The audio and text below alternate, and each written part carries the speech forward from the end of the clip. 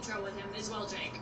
All right, Caitlin Collins, we'll check back with you in a minute. Now to the magic wall, where John King is mapping out the candidates' potential paths to 270 electoral votes. John, how do they get there?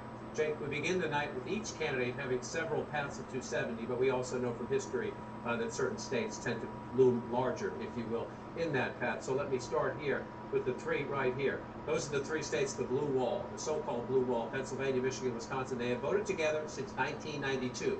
They have voted blue in every election except 2016. Remember, that was Donald Trump's big surprise. He flipped the blue wall red, and he won the White House. So they are the most important states, and if you are the vice president of the United States, they are your easiest. There are no easy paths to 270, but this would be her easiest. Look where we have her right now. 226 electoral votes, solid or likely Democratic.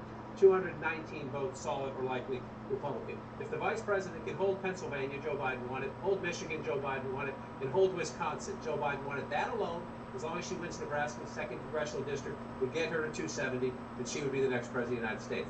That's the blue wall strategy. Now, can she win without the blue wall? Let's take those back. She can. She can win with the Sun Belt strategy. That would be North Carolina, Georgia, and then you come west and you do Arizona and Nevada. Now, these would be tough. Donald Trump has been consistently either ahead or at least competitive, more competitive than other states in the polls there, but the vice president can do it simply with the Sun Belt strategy.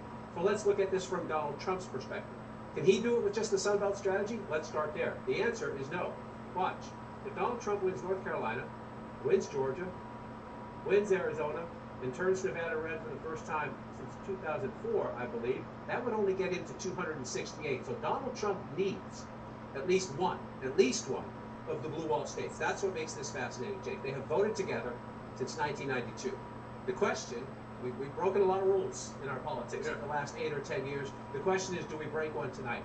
If one candidate can put these together, if it's the vice president, she's automatically president. If Donald Trump wins these three, he would only need one more going through. So as the votes come in, what are you going to be looking for? So let's switch maps as we do that, because you went through the poll closings. I think we should prepare the American people to think, I don't know it'll go to Saturday, like 2020 did, but we should be prepared for an election that we're not certain of the winner tonight. However, because several states do promise to count faster, we're going to get some significant clues. This is the 2024 map. Those will fill in pretty soon. Right, so let's go back to the 2020 map to answer your question. As you noted, we're going to get Georgia results first of the battleground states, right? And so what are we going to look for right away? Right? Number one, how fast are the returns? Number two, how is the vice president of the United States doing in the bedrock of any Democratic victory? That's Fulton County, that's the African-American vote, and the close-in suburbs of Atlanta. Absolutely key. It was key to Joe Biden's win. You see, he got 73% in Atlanta and the surrounding suburbs. It would be key for the vice president.